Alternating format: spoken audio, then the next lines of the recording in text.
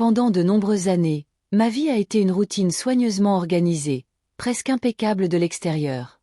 Je me réveillais tôt, avant tout le monde, je préparais le café, je consultais les courriels du travail sur mon téléphone pendant que la cafetière fumait. Ensuite, je passais à l'organisation du petit déjeuner, en laissant les assiettes déjà servies sur la table pour quand Julien se lèverait. Camilla descendait toujours plus tard, presque à midi, parfois encore en pyjama.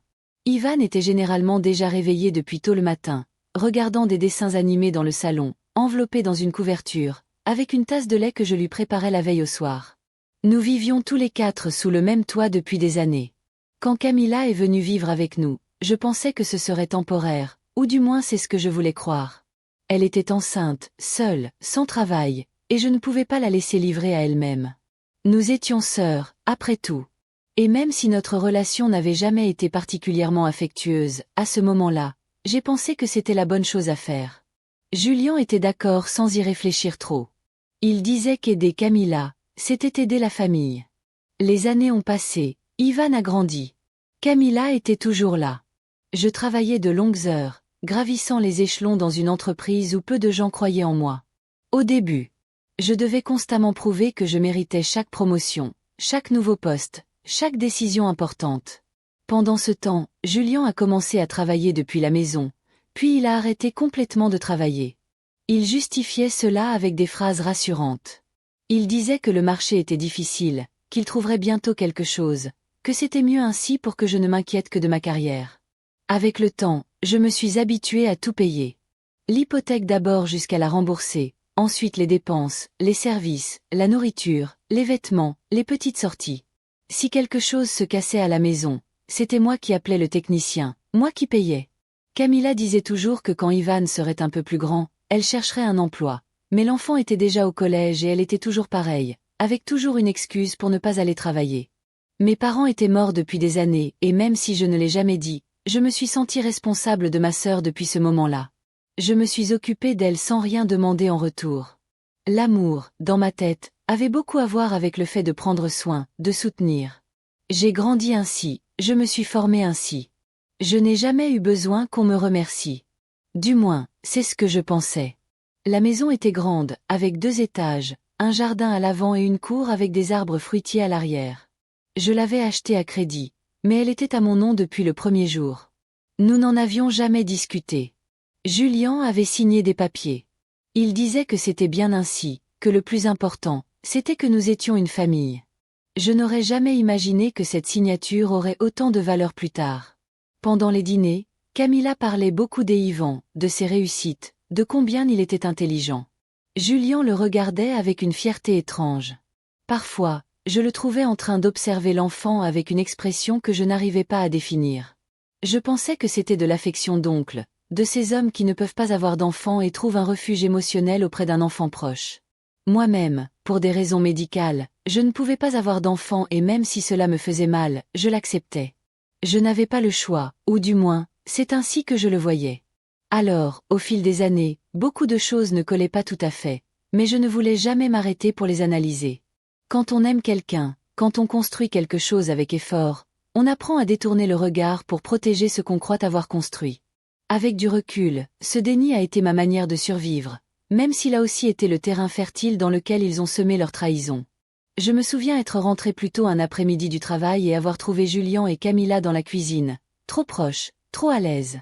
Elle riait qu'au. La tête en arrière et lui la regardait comme si ce moment n'appartenait qu'à eux deux. Quand ils m'ont vu, ils ont fait semblant que rien ne se passait. Moi non plus, je n'ai rien dit. Non pas parce que je ne remarquais rien, mais parce que je ne voulais pas encore accepter ce que mes yeux commençaient à comprendre. Pendant des années, ces petites scènes se sont répétées de plus en plus souvent. Et pourtant, je continuais à sortir chaque matin avec mon sac sur l'épaule, mes vêtements repassés, mon café à la main, prête à conquérir un monde qui me respectait plus que les gens qui vivaient avec moi. L'entreprise était devenue mon refuge. Là-bas, j'avais du pouvoir, ma parole comptait, on me voyait comme quelqu'un de capable, de décidé, de fort. C'était la seule partie de ma vie qui ne reposait pas sur un mensonge. Je ne prenais jamais de longues vacances. Quelques jours en hiver, un autre au printemps. Camilla disait parfois que je devrais me reposer davantage, mais elle le disait avec ce ton qui cache un jugement. Julien se contentait d'acquiescer et retournait à son téléphone. Moi, je le faisais par nécessité. Si je ne restais pas active, si je ne me donnais pas corps et âme au travail, le poids de ma maison allait m'ensevelir. Pour nos 20 ans de mariage, j'ai organisé un dîner spécial. J'ai tout préparé toute seule. De la nappe en lin jusqu'au dessert. Julien est arrivé à table avec sa chemise froissée et sans s'être rasé. Camilla est descendue comme toujours, comme si ce n'était pas un anniversaire de couple mais une nuit ordinaire.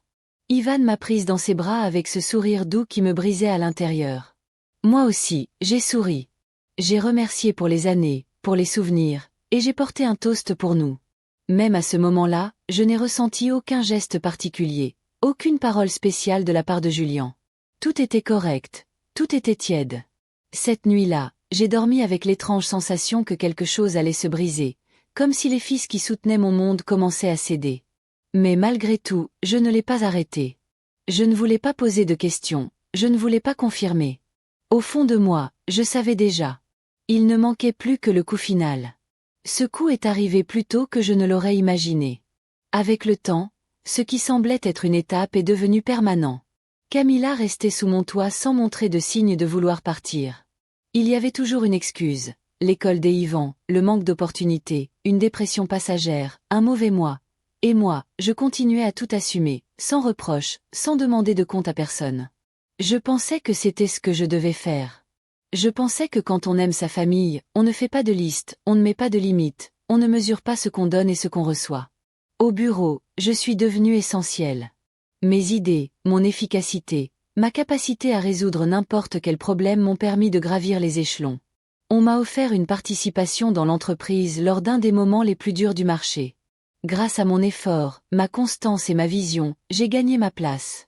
Je ne l'ai pas annoncé en grande pompe, je ne leur en ai même pas parlé. Non pas parce que c'était un secret, mais parce que je savais qu'ils ne comprendraient pas. Il leur suffisait de savoir que je payais tout. Le reste leur était indifférent. Le salaire d'une cadre était élevé, mais les responsabilités l'étaient aussi. Les décisions ne laissaient pas de place à l'erreur et la pression me poursuivait même les dimanches. À la maison, en revanche, personne ne semblait pressé de quoi que ce soit. Julien passait ses matinées sur la terrasse à regarder son téléphone. Il disait qu'il analysait des projets. Je n'ai jamais vu ces projets. Camilla passait ses journées entre les réseaux sociaux, les séries et ses cours de pâtisserie épisodiques qu'elle abandonnait dès qu'elle s'enlaçait. Elle disait qu'un jour elle ouvrirait sa pâtisserie. Ce jour n'est jamais arrivé. J'étais la seule à m'occuper de la nourriture, de l'ordre, de la santé de tous. Quand Ivan tombait malade, je demandais un congé au travail pour l'emmener chez le médecin. Quand quelque chose se cassait, j'appelais le technicien et je payais la réparation. Si on devait renouveler l'assurance de la voiture, c'était moi qui le faisais. S'il y avait une dépense imprévue, c'était ma carte qui la couvrait. Personne ne demandait d'où venait l'argent, personne n'offrait son aide. Le montant du supermarché augmentait chaque semaine, mais cela ne semblait pas les inquiéter. Je ne me souvenais plus de la dernière fois où Julien avait payé une facture. Camilla se vexait si je suggérais qu'elle pouvait aider. Elle disait qu'elle n'avait pas de revenus et qu'elle en faisait déjà assez en élevant seul Ivan. Parfois, elle insinuait que je ne comprenais pas ce que c'était d'être mère, comme si le fait de ne pas pouvoir avoir d'enfant me disqualifiait pour donner mon avis sur les responsabilités. Cette phrase me faisait plus mal que je ne voulais le montrer. Mon infertilité était un sujet clos, scellé par des années de résignation et de silence. Julien et moi l'avions affronté ensemble. Du moins, c'est ce que je croyais. Il avait dit que cela n'avait pas d'importance, que se soutenir mutuellement suffisait. J'ai pleuré des nuits entières à cause de cette blessure, mais j'ai appris à vivre avec. Adopter n'a jamais été une option que nous avons sérieusement envisagée. Julien l'a rapidement écartée.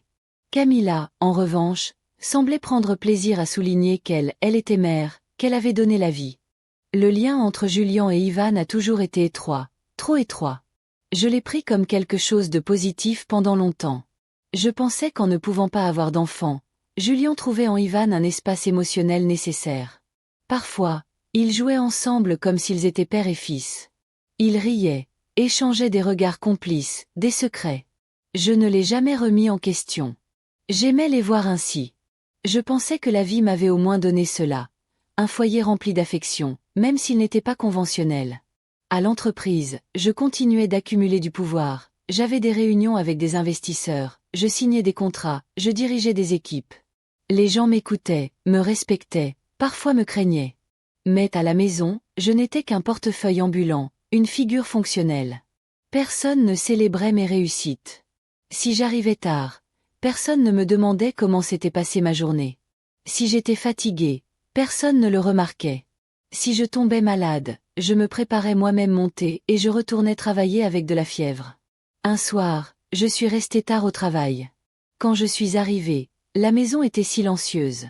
Je suis allée directement à la cuisine et j'ai trouvé des verres sales dans l'évier, des restes de nourriture sur la table, la lumière encore allumée. Je suis montée et j'ai vu que dans la chambre de Camilla, la télévision était encore allumée, même si elle dormait déjà. Julien ne m'attendait pas. Il était déjà couché, regardant son téléphone, sans remarquer que j'étais rentrée tard ni que j'étais épuisée. Cette indifférence est devenue quotidienne. Chaque jour elle pesait davantage. Chaque geste, chaque omission, chaque fois qu'il m'ignorait ou considérait ma présence comme acquise. Je ne disais rien. Je me convainquais que c'était ça, la vie adulte, que tout ne devait pas être parfait, qu'il fallait supporter, parce que l'amour se prouve aussi par la patience.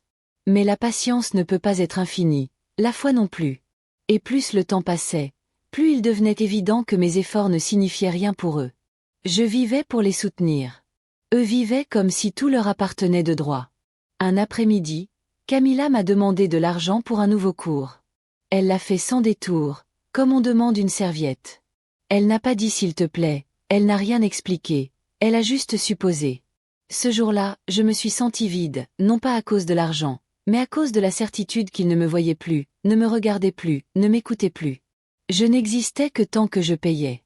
L'usure était lente, mais constante. Je me brisais en silence jour après jour, pendant que flottais dans leur monde sans conséquence. Et puis tout a changé. J'ai toujours pensé qu'une famille se construisait avec de l'engagement, même lorsqu'il n'y avait pas de récompense immédiate. Je me répétais que la constance et l'amour suffisaient, que tout le reste, les doutes, les gestes étranges, les soupçons qui griffaient ma conscience, n'étaient que du bruit, des distractions. Je voulais être cette femme qui fait confiance, qui ne fouille pas dans les portables, qui n'interprète pas les silences. Je me suis efforcée de l'être parce que je savais combien il en coûtait de perdre la confiance. Mais il y avait des choses que même ma volonté ne pouvait plus ignorer. Le rythme de la maison a commencé à changer. Camilla et Julien passaient plus de temps ensemble, avec des excuses vagues. Il fallait faire quelques courses, il l'accompagnerait à la banque, il devait aller chercher quelque chose pour Ivan. Je ne m'y opposais pas, j'écoutais juste et j'acquiesçais. Mais le schéma était clair, des sorties fréquentes sans explication précise, des coïncidences de plus en plus forcées. Un jour, je suis rentrée plus tôt d'une réunion annulée. Je n'ai rien dit, je suis montée en silence et j'ai entendu des rires venant de la salle à manger. Je me suis approchée et je les ai vus partager un verre de vin, seuls tous les deux. La scène était intime, tendue dans sa normalité. Quand ils m'ont vu, ils ont tous les deux feint la surprise et se sont levés rapidement, comme des enfants pris en flagrant délit. Julien a dit qu'il tuait juste le temps. Camilla a ajouté qu'il pensait que j'arriverais plus tard. Je n'ai posé aucune question, je n'ai fait qu'aucun commentaire. Je suis allée dans ma chambre, j'ai fermé doucement la porte et je me suis assise au bord du lit. Je n'ai pas pleuré, je ne me suis pas fâchée, j'ai juste ressenti une fatigue sèche, profonde, qui s'est installée dans ma poitrine et ne m'a plus quittée pendant des jours. À partir de ce jour-là, j'ai commencé à tout voir plus clairement. Les regards qu'ils échangeaient, les silences qui s'étiraient quand j'entrais dans une pièce, les rires qui s'éteignaient en entendant mes pas. Parfois je les surprenais en train de parler de très près, à voix basse, et quand j'arrivais, ils faisaient semblant de discuter de tout et de rien. Camilla disait qu'elle était stressée, qu'elle avait besoin de se distraire, et Julien la consolait d'une main sur l'épaule qui durait plus que nécessaire. J'ai commencé à les observer sans intervenir, avec la distance émotionnelle de quelqu'un qui a déjà compris la vérité mais qui n'a pas encore de preuves. Il y avait un abîme entre ce qu'ils montraient et ce qu'ils étaient réellement. Je le sentais, mais je ne savais pas comment les confronter. Non pas par peur de la confrontation, mais parce que ce que j'intuyais me faisait encore trop mal. La nuit où Ivan a fêté ses 13 ans, nous avons organisé un petit dîner. Julien a commandé un gâteau spécial et Camilla a décoré le salon. Ils ont invité quelques amis d'Ivan. Je suis arrivée plus tard avec plusieurs cadeaux. Quand je suis entrée, j'ai vu Ivan se jeter dans les bras de Julien comme s'ils étaient père et fils.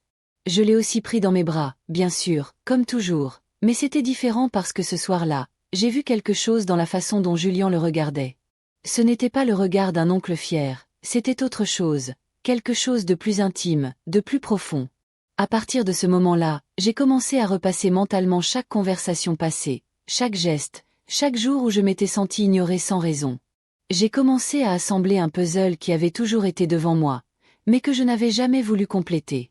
Les fois où Julien défendait Camilla à la moindre critique, les fois où Ivan l'appelait sans hésiter quand il avait un problème, cette confiance naturelle, presque biologique, entre eux. Je les avais soutenus tous les trois pendant des années, et je commençais maintenant à comprendre que ce n'était pas de la générosité qui me liait à eux, mais une chaîne. Eux étaient à l'aise. Eux vivaient sans se soucier. Eux avaient besoin de moi tant que je ne voyais pas qui ils étaient vraiment. Un matin, je me suis réveillée sans raison. Je suis descendue à la cuisine pour boire de l'eau et j'y ai trouvé Julien seul, un verre à la main. Il m'a dit qu'il n'arrivait pas à dormir. Je lui ai demandé s'il avait quelque chose en tête. Il m'a répondu que non, qu'il pensait juste. Je lui ai demandé à quoi. Il m'a dit, au temps, à tout ce que nous avions vécu. Je l'ai regardé sans parler. À cet instant, il m'a semblé être un étranger, un homme que j'avais aimé et accompagné, mais qui me regardait avec des yeux étrangers. Il n'y avait pas de tendresse sur son visage, seulement de la fatigue et de la distance. J'ai voulu l'embrasser. Je ne l'ai pas fait. Je ne me suis pas déplacée. J'ai tourné le dos et suis retournée dans la chambre. Je ne sais pas à quel moment j'ai cessé de croire en lui. Il n'y a pas eu de phrase décisive ni de scène dramatique. C'était une accumulation de petites trahisons, de moments volés, de signaux silencieux. La certitude n'est pas venue comme une tempête, mais comme une brise persistante qui a fini par éroder tout ce que nous avions construit. Et malgré cela, je n'ai pas agi, je ne les ai pas confrontés, je ne les ai pas accusés, je n'ai pas pleuré devant eux. Je me suis contentée d'observer et d'attendre. Car celui qui attend en silence en accumulant de la force ne le fait pas par lâcheté, mais parce qu'il sait que la chute est inévitable et la mienne ne le serait pas. La leur est arrivée un mardi. Je me souviens qu'il faisait nuageux au matin et que l'air avait cette odeur métallique qui annonce une tempête, même si la pluie ne venait jamais. Au bureau, tout s'était passé comme il fallait. Nous avions signé un contrat important. Une négociation qui durait depuis des semaines avait été conclue, et l'un des associés m'avait félicité personnellement. Je suis allée au parking avec le sentiment que tout était en ordre, que je gagnais là où je dépendais uniquement de moi-même. En rentrant à la maison, j'ai trouvé Julien et Camilla assis dans le salon. Ils ne regardaient pas la télévision, ils ne parlaient pas, ils étaient juste là, l'un à côté de l'autre, comme s'ils attendaient quelque chose. Leur posture était tendue. On voyait qu'ils avaient répété ce moment. Quelque chose n'allait pas dans la façon dont ils me regardaient, comme si j'étais une silhouette en carton qu'ils allaient faire tomber. Je me suis approchée calmement, j'ai posé mon sac sur la table, enlevé mes chaussures et je leur ai demandé s'il se passait quelque chose. Julien m'a demandé de m'asseoir. Il l'a dit d'un ton trop neutre. Camilla a baissé les yeux au sol. Ivan n'était pas là. J'ai supposé qu'il l'avait envoyé chez un ami pour qu'il ne soit pas témoin de ce qui allait se passer. Julien a parlé en premier. Il a dit qu'ils avaient quelque chose à me dire. Camilla ne disait rien. Elle gardait les bras croisés, la mâchoire serrée. Julien a respiré profondément, comme si la phrase qu'il allait prononcer lui coûtait plus qu'elle ne lui coûtait en réalité. Il m'a dit que tous les deux avaient été plus que des beaux-frères depuis 20 ans, que leur relation n'avait pas commencé après la grossesse de Camilla, comme on pourrait le penser, mais bien avant, qu'ils avaient été ensemble en secret bien avant la naissance des Ivan. Que Ivan, en fait, était le fils de Julien. Il a dit tout cela sans baisser la voix, sans s'arrêter pour mesurer mes réactions. Son ton ne tremblait pas. Il a lâché ça comme quelqu'un qui se débarrasse enfin d'un poids. Camilla restait silencieuse. Elle hochait simplement la tête de temps en temps, comme une ombre derrière ses paroles. Aucun des deux ne me regardait dans les yeux.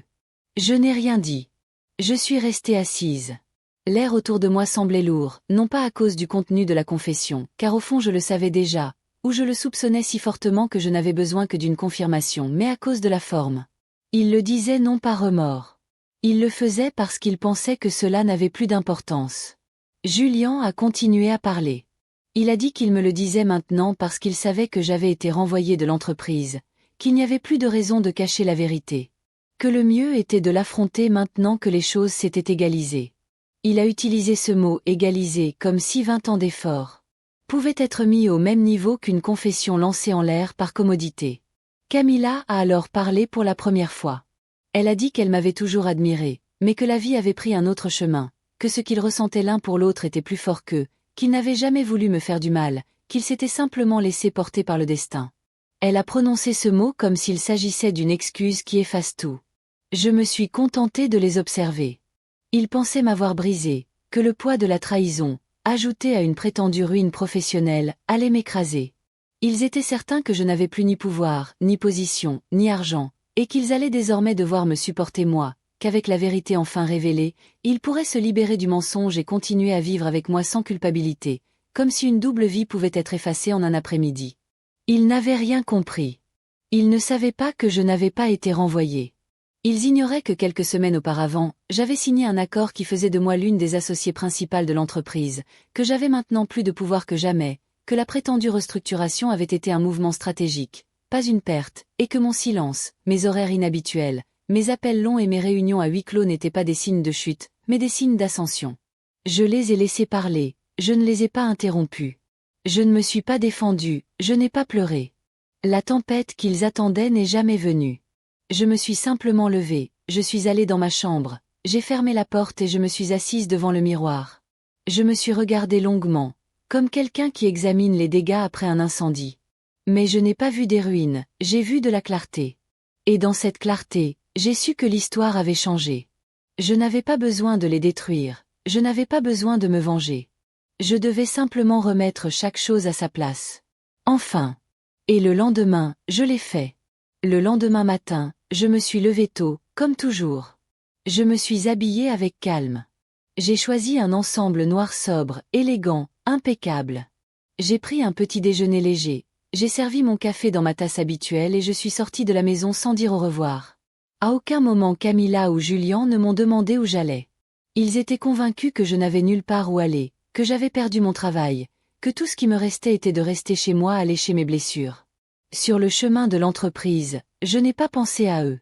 J'ai pensé à moi, à tout ce que j'avais toléré, à ce que j'avais enduré, à chacune des fois où j'avais préféré me taire pour préserver la paix, pour ne pas briser quelque chose qui était déjà en miettes. Mais maintenant, la paix avait un autre nom, justice. Et ce qui était brisé n'avait plus de sens à réparer. À mon arrivée, les gardes de l'immeuble m'ont salué avec respect. J'ai traversé le hall avec l'assurance de celle qui marche sur un sol ferme. Je suis montée en ascenseur jusqu'à l'étage exécutif et j'ai ouvert la porte de mon nouveau bureau. Ce n'était pas un bureau comme les autres, c'était le bureau principal. Un mur entier de verre offrait une vue sur la ville. Dans un coin, les documents avec l'acte de constitution de la nouvelle société, mon nom imprimé aux côtés des fondateurs. Je n'étais plus une employée, j'étais désormais l'une des propriétaires. Je me suis assise dans mon fauteuil en cuir, j'ai croisé les jambes et ouvert ma messagerie. Tout était en marche. Mes décisions rythmaient l'entreprise. C'était moi qui décidais de la direction à prendre, qui restait et qui partait. Le pouvoir ne m'enivrait pas. Je n'en avais pas besoin pour me sentir quelqu'un.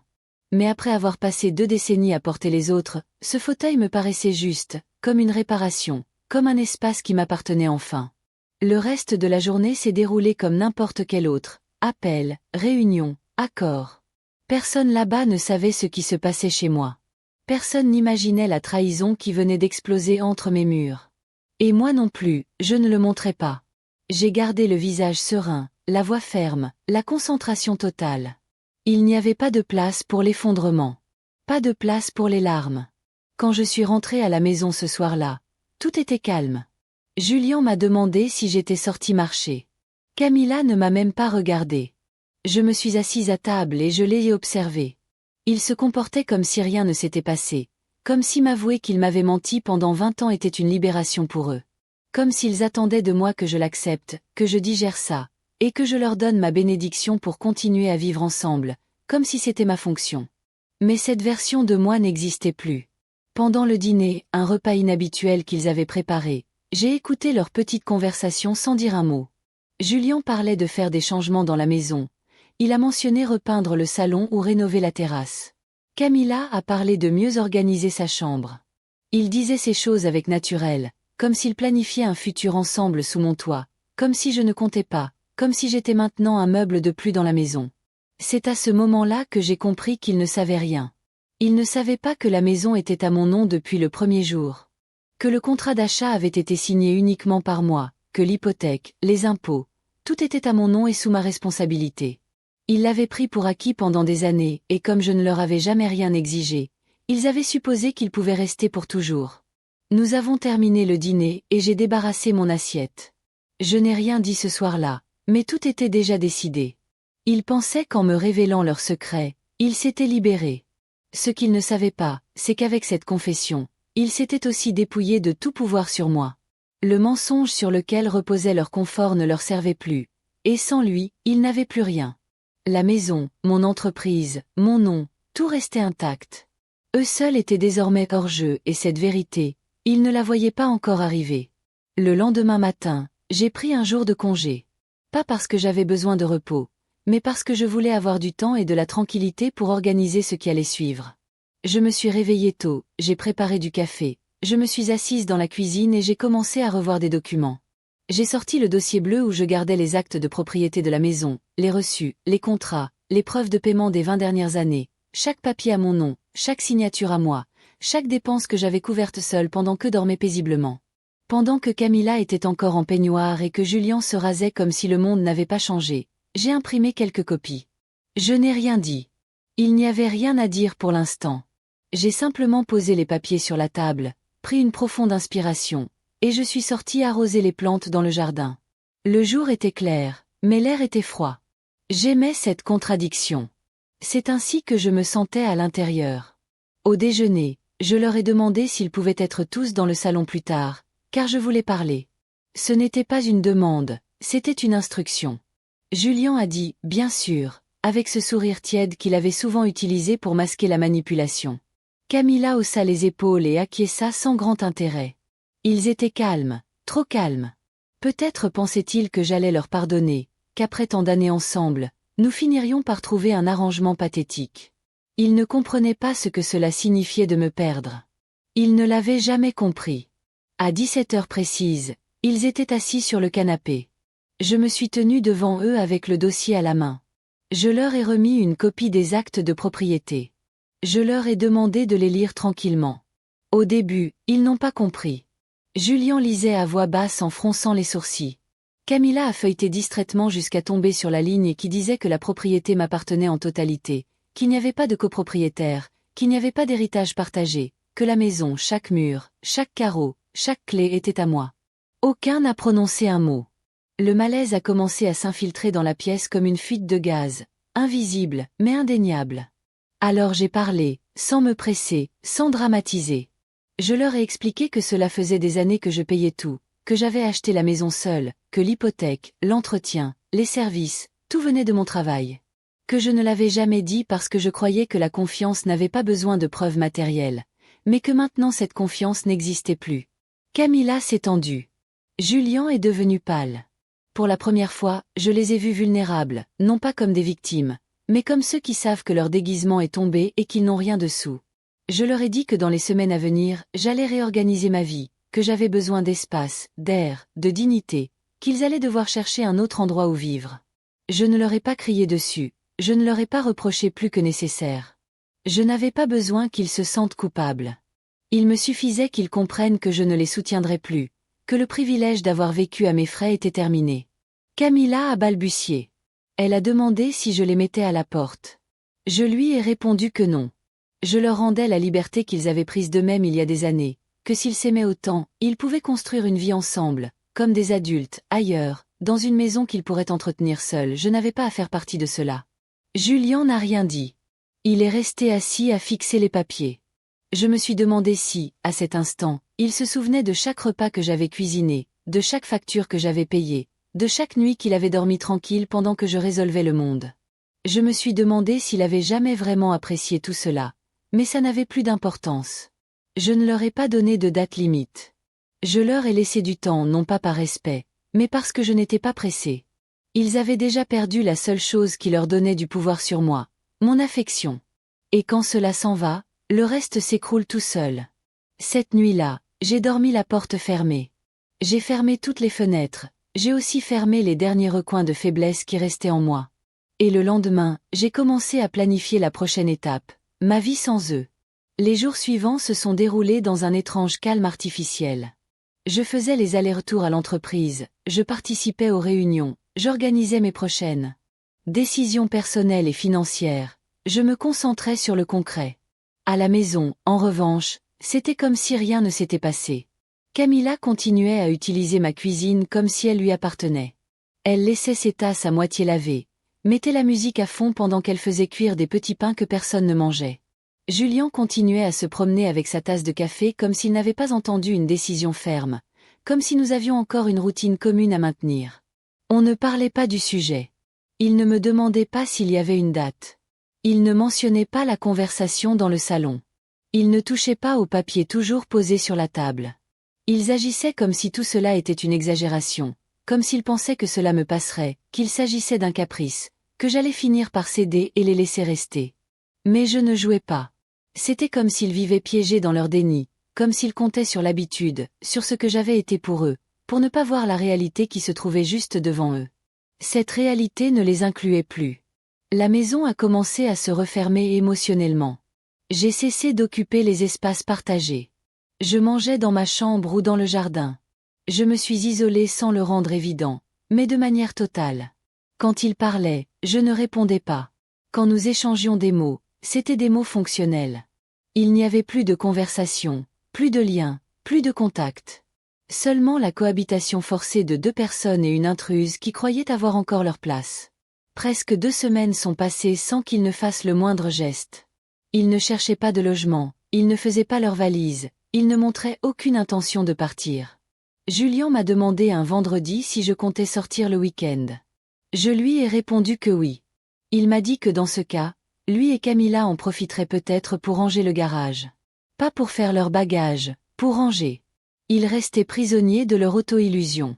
Le samedi, je suis sortie tôt et je suis rentrée au crépuscule. En entrant, tout était pareil.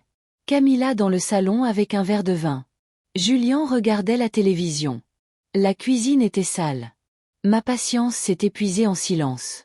Il n'y eut pas de colère, seulement une détermination qui n'admettait plus de pause. Je suis montée dans ma chambre, j'ai ouvert mon ordinateur portable et j'ai rédigé une lettre, un document officiel les notifiant qu'ils devaient quitter la propriété dans un délai défini. 30 jours, pas un de plus. Je n'avais aucune obligation de leur accorder autant, mais je le faisais pour moi, pour clore ce cycle avec dignité. Le lendemain, j'ai laissé 2 enveloppes sur la table de la salle à manger, une pour chacun. Je ne leur ai rien expliqué. Ce n'était pas nécessaire. Quand ils sont descendus, ils les ont vus. Camilla fut la première à l'ouvrir. Son visage a changé immédiatement. Julien lisait à côté d'elle, en silence. Ils sont restés figés, avec la raideur de ceux qui comprennent enfin que le sol sous leurs pieds ne leur appartient plus. Le soir, ils ont frappé à la porte de ma chambre. Je n'ai pas répondu. Le lendemain, ils m'attendaient dans la cuisine. Camilla m'a dit que nous pouvions parler, que j'avais peut-être mal compris toute l'histoire, que sa relation avec Julien avait été une erreur de jeunesse, mais que maintenant, tout était différent, qu'il pouvait rester un peu plus longtemps, au moins jusqu'à ce que Yvan termine l'année scolaire. Julien ne disait rien. Il baissait les yeux comme un enfant pris en faute. Je leur ai dit non. Sans changer de ton, sans élever la voix, sans expliquer plus que nécessaire. L'année scolaire pouvait se finir ailleurs. La vie qu'ils avaient construite à mes dépens n'avait plus sa place dans cette maison. Cette maison qui avait toujours été la mienne, ce foyer qu'ils avaient vidé de tout respect. Je ne leur devais rien. Je ne portais aucune culpabilité, aucun remords. Je leur ai dit que c'était leur dernier mois ici, et cette fois, ils ont compris que je parlais sérieusement. Le dernier jour du délai s'est levé gris, humide, avec un ciel couvert. La maison était complètement silencieuse. Camilla n'avait rien cuit. Julien n'avait pas mis de musique. Ivan n'était pas là. Il l'avait confié à un parent, disait-il, pour lui éviter un mauvais moment. Il pensait au présent, à cet instant, comme si cela pouvait leur valoir un quelconque mérite. Je me suis levée tôt, comme toujours. J'ai préparé du café, consulté mes emails, je me suis habillée avec le même calme que chaque jour. Je ne les ai pas cherchés, je ne les ai pas pressés, je ne suis pas descendue leur demander s'ils étaient prêts, car ce n'était pas mon rôle. J'avais déjà fait tout ce qui me revenait. Le reste leur appartenait, le poids de leurs décisions aussi. Vers la fin de la matinée, j'ai entendu du mouvement, des valises dans le couloir, des sacs, des portes qui s'ouvraient brutalement. Camilla se plaignait à voix basse, mais je n'entendais pas bien ses mots. Julien ne disait rien, il traînait ses affaires une par une. Ils se déplaçaient dans la maison comme des fantômes maladroits, sans direction, avec la frustration contenue dans chaque geste. À 11 heures, ils ont frappé à la porte de mon bureau. Je n'ai pas ouvert, non par rancune, mais parce qu'il n'y avait plus rien à dire. À midi, ils sont descendus avec leurs dernières affaires. 2 valises, une boîte et un sac en toile, dont une des anses était déchirée. Ils n'avaient ni camion de déménagement, ni taxi en attente. Ils se sont simplement arrêtés à l'entrée, entre le jardin et le trottoir. Comme s'ils attendaient que quelqu'un vienne les sauver. Mais personne n'est venu. Je les ai vus depuis la fenêtre du 2e étage. Je ne me suis pas cachée, je ne me suis pas dissimulée. Je suis restée là, droite, regardant le monde qu'ils avaient construit dans mon dos se réduire à quelques affaires sales et sans valeur. Julien a allumé une cigarette. Camilla pleurait. Elle pleurait vraiment, comme quelqu'un qui comprend enfin ce qu'il a perdu. Peut-être pleurait-elle pour la stabilité, pour la maison, pour n'avoir fait que vivre aux dépens des autres. Je ne suis pas descendue, je ne leur ai pas rouvert, je ne leur ai pas donné un dernier mot. La dernière chose qu'ils ont entendue de moi fut une porte claquée quelques jours plus tôt, quand je leur avais clairement dit que c'était leur dernier mois sous mon toit. Ils sont partis à pied. Ils marchaient lentement, traînant les roulettes tordues de leurs valises sur le trottoir abîmé. Personne n'est venu les chercher, personne ne les attendait. C'était la fin de leur confort, la fin du mensonge. Cet après-midi-là, le silence dans la maison était différent. Ce n'était pas du vide, c'était de la paix. Je ne me suis pas sentie seule, je me suis sentie libre. J'ai parcouru chaque recoin. J'ai ouvert toutes les fenêtres. J'ai laissé entrer le vent, l'air neuf. J'ai nettoyé la salle à manger, la cuisine, les salles de bain. Pas parce que c'était nécessaire, mais parce que j'avais besoin d'effacer leurs traces. J'ai enlevé le linge de lit, j'ai donné ce qu'ils avaient laissé, j'ai offert le reste, je n'ai rien gardé, rien n'en valait la peine. Cette nuit-là, j'ai dormi la porte ouverte, sans peur, sans bruit, sans ombre et pour la première fois depuis des années, j'ai vraiment reposé. À peine 10 jours après leur départ, le premier à tenter de me recontacter fut Julien. Un message à minuit. Il disait qu'il avait besoin de me parler, qu'il avait commis des erreurs, qu'il ne comprenait pas comment les choses étaient arrivées aussi loin. Je n'ai pas répondu. Le lendemain, il a réessayé. Cette fois, il a appelé. Je n'ai pas décroché. Ensuite, ce fut Camilla. Son ton était différent, plus direct, moins déguisé. Elle demandait si Ivan pouvait au moins venir me rendre visite, qu'il me manquait, que cette maison faisait partie de sa vie. Je me suis contentée de bloquer leur numéro. Pas parce que ça ne faisait pas mal, mais parce que chaque tentative n'était qu'une répétition désespérée de quelque chose qui était déjà fini. Je n'avais pas changé d'avis, je m'étais seulement ôté un bandeau des yeux. Et une fois enlevé, il n'y avait pas moyen de le remettre sans me perdre à nouveau. Par des connaissances, j'ai appris qu'ils vivaient dans une pension minable, sale, sans fenêtre. Ils avaient épuisé leurs économies en quelques jours. Personne ne voulait les héberger longtemps. Le scandale commençait déjà à se répandre dans leur cercle proche. La vérité finit toujours par trouver un chemin. Camilla a cessé de publier des photos. Julien ne postait plus ses phrases motivantes. Leur monde virtuel, si soigneusement fabriqué, s'effondrait lui aussi. Un après-midi, en sortant du bureau, je les ai vus. Ils étaient debout devant l'immeuble, comme s'ils ne savaient pas s'ils devaient entrer ou attendre. Camilla avait de grandes cernes, les cheveux attachés sans soin. Julien paraissait plus maigre, vieilli soudainement. Quand ils m'ont vu, ils se sont approchés rapidement. Elle a parlé la première. Elle m'a dit qu'elle était désolée, qu'elle regrettait, qu'ils avaient mal agi, mais qu'ils ne savaient pas comment s'en sortir, que Ivan n'avait aucune faute. Julien ne disait rien, il acquiesçait seulement. Il me regardait avec un mélange de honte et de supplication. Il m'a rappelé des moments partagés, des choses que nous avions construites, des mots que nous avions dits. Il a dit qu'il m'avait aimé, qu'il m'aimait encore, qu'il avait fait des erreurs, mais que sa vie n'avait pas de sens sans moi. Des mots anciens, vides. Je les ai écoutés. Pas pour eux, pour moi, pour savoir que ça ne me faisait plus mal, pour confirmer qu'il ne m'affectait plus, qu'il n'était plus rien. Et quand ils ont fini, j'ai dit seulement une chose, non. Un seul mot. Ferme, inébranlable. Je me suis retournée et je suis entrée dans l'immeuble. Je n'ai pas pleuré, je n'ai pas tremblé, je n'avais besoin de rien de plus. Ce fut leur dernier essai physique. Ensuite, il y eut des courriels, des notes dans la boîte aux lettres, des messages envoyés depuis d'autres numéros, tous avec la même structure. Excuses, souvenirs, justifications. Tous inutiles.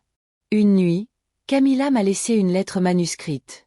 Elle disait que j'avais toujours été meilleure qu'elle m'admirait depuis l'enfance, qu'elle s'était sentie invisible à côté de moi, que Julien l'avait vue quand personne d'autre ne l'avait fait, que cela n'excusait rien, mais qu'elle voulait au moins l'expliquer, qu'elle me demandait pardon, qu'elle ne supportait plus la culpabilité. J'ai déchiré la lettre en silence. Non pas parce qu'elle ne valait rien, mais parce que je n'avais plus besoin de comprendre. Je n'avais plus besoin de savoir pourquoi. Cela ne m'importait plus. Le pardon est un droit, pas une obligation. Et j'avais décidé de ne pas le donner, non par rancune, mais parce que protéger ma paix exigeait de fixer des limites. Mes journées sont devenues plus légères. Sans le poids de les soutenir, sans l'usure de prétendre à une famille. La maison respirait différemment. J'ai commencé à la rénover. J'ai repeint les murs, changé les rideaux, jeté les vieux meubles. Chaque geste était une manière de reprendre du terrain, de revenir habiter ma vie. Parfois, Ivan me revenait parfois en tête. Je me souvenais de lui petit, en pyjama, buvant le lait que je lui préparais. Et je ressentais un pincement, oui, mais je comprenais aussi qu'il avait été utilisé comme partie d'un mensonge, et que ce n'était pas ma responsabilité de démêler ce nœud. La liberté n'est pas venue avec des cris ni une vengeance. Elle est venue avec des pas fermes, silencieux, avec des décisions prises dans la vérité. Je n'étais plus la femme qu'ils avaient connue. Maintenant, je m'appartenais, rien qu'à moi, et je n'allais plus jamais me donner. Les jours ont commencé à avoir un autre rythme. Plus de tension dans l'air, plus de silence plein de mépris, plus de regards échangés essayant de dissimuler des secrets que nous connaissions tous déjà. La maison était enfin vraiment à moi. Non parce que les actes de propriété portaient mon nom, mais parce que l'air y était différent. Parce que, pour la première fois depuis des années, je me sentais en sécurité dans mon propre foyer. Je me levais tôt, mais sans hâte. Je marchais pieds nus dans le couloir, j'entendais le parquet grincer et ça ne me dérangeait pas.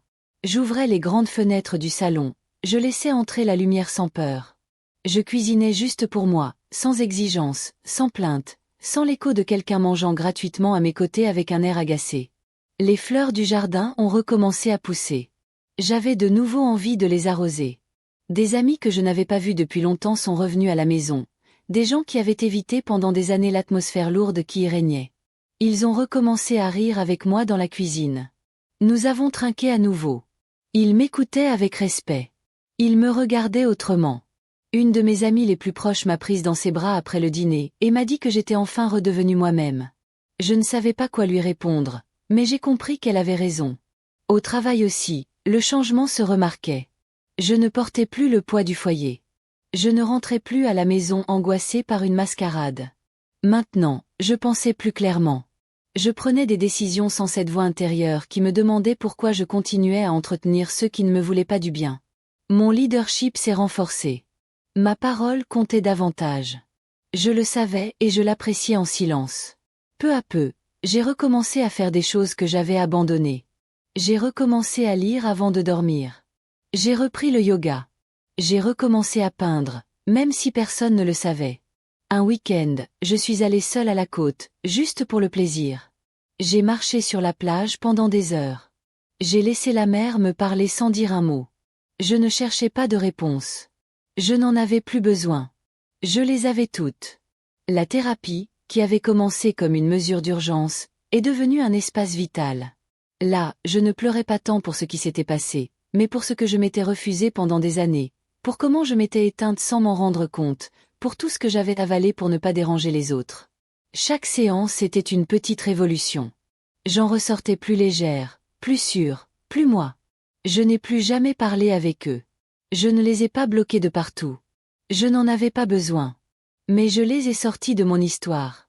J'ai coupé le lien de l'intérieur, sans scandale.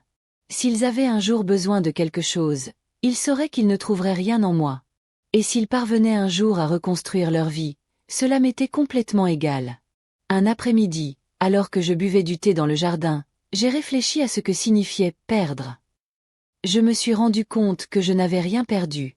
Eux avaient perdu une maison, un filet, une alliée, une chance de rédemption. Moi, je n'avais perdu qu'un mirage, un mensonge et en le lâchant, j'avais tout gagné. Je n'ai plus parlé d'eux en mal. Je ne leur ai pas consacré de mots en société. Je n'ai pas eu besoin de les couler, ils s'étaient coulés eux-mêmes. Moi, je faisais autre chose, j'avançais. Je construisais quelque chose de nouveau à partir des décombres, sans devoir l'expliquer à qui que ce soit, car je ne regardais plus en arrière. Parfois, on me demandait des nouvelles de Camilla ou de Julian. Je répondais simplement qu'ils n'étaient plus là et cela suffisait, car tout le monde ne mérite pas une conclusion. Certains ne méritent que la distance et moi, je l'avais enfin. Les mois ont passé, presque une année. La vie avait changé complètement. J'étais une autre personne, mais pas parce que je m'étais réinventée. Simplement parce qu'en les enlevant de ma vie, je me suis retrouvée seule avec ce que j'avais toujours été. Forte, claire, solide, sans masque. Un samedi d'automne, quand l'air commençait à se rafraîchir et que les feuilles du jardin craquaient sous mes pas, on a frappé à la porte. Je n'attendais personne. J'ai marché lentement jusqu'à l'entrée. En regardant par la fenêtre latérale, je les ai vus tous les deux, Julian et Camilla, debout ensemble comme avant, mais maintenant plus usés, plus brisés. Il n'y avait pas de haine sur leur visage, même pas d'urgence, juste un mélange de fatigue et de honte. J'ai ouvert la porte. Pas parce que je voulais les écouter, je l'ai fait parce que c'était la fin. La dernière étape. Julian a parlé en premier. Il m'a dit qu'il voulait juste clore les choses avec respect, que le temps leur avait permis de tout comprendre, qu'ils m'avaient trahi, qu'ils s'étaient trahis eux-mêmes, qu'ils ne voulaient rien, seulement le dire à voix haute. Camilla ne disait rien. Elle me regardait avec les yeux pleins de quelque chose qui ressemblait à de la culpabilité, mais aussi à du vide, comme si elle avait attendu ce moment pour se libérer de quelque chose, mais cela ne m'a pas émue. Je ne la détestais pas. Je ne ressentais plus rien pour elle. Julian m'a demandé s'il pouvait entrer, juste une minute, qu'il voulait me montrer qu'ils allaient bien, qu'ils avaient un travail, que Yvan grandissait, qu'ils avaient réussi à se stabiliser, qu'ils ne me devaient rien, mais qu'ils voulaient remercier. Je leur ai dit non, calmement, poliment, mais avec la fermeté de quelqu'un qui n'a pas le moindre doute. Je leur ai dit que cette maison n'était plus la leur, que je n'étais plus la femme qu'ils avaient connue, que leur gratitude arrivait trop tard, que j'étais contente s'ils allaient bien maintenant, mais que cela ne changeait rien. Julian a baissé la tête. Camilla a fait un pas en arrière. Ils n'ont pas insisté, ils n'ont pas essayé de pleurer, ni de se mettre à genoux, ni de supplier. Ils savaient que cette porte ne s'ouvrirait plus jamais. Ils ont fait leurs adieux en silence et sont repartis. Ils marchaient lentement, portant le poids de tout ce qu'ils avaient fait et de tout ce qu'ils avaient perdu. J'ai refermé la porte. Ma main n'a pas tremblé. Ma poitrine n'a pas souffert. Aucun nœud ne m'est monté à la gorge. Juste un doux soupir, comme si je venais de fermer un livre que je n'avais plus besoin de relire. Je suis retournée dans la cuisine. L'eau bouillait. J'ai préparé mon thé. Je suis retournée dans le jardin, au même coin que toujours. Je me suis assise sous l'arbre le plus ancien de la maison, celui que j'avais moi-même planté quand je l'ai acheté. J'ai pris le carnet que j'écrivais depuis des mois, je l'ai ouvert à une page blanche et j'y ai écrit une seule phrase. Il ne reste plus de fantômes. Et c'était vrai. Julian et Camilla n'existaient plus dans ma vie. Ni comme mari, ni comme sœur, ni comme traître, ni comme rien. Ils étaient simplement une partie d'une histoire qui était terminée. Et moi, j'étais enfin libre d'écrire la suivante. Seule, sans chaîne, sans mensonge, sans eux. M.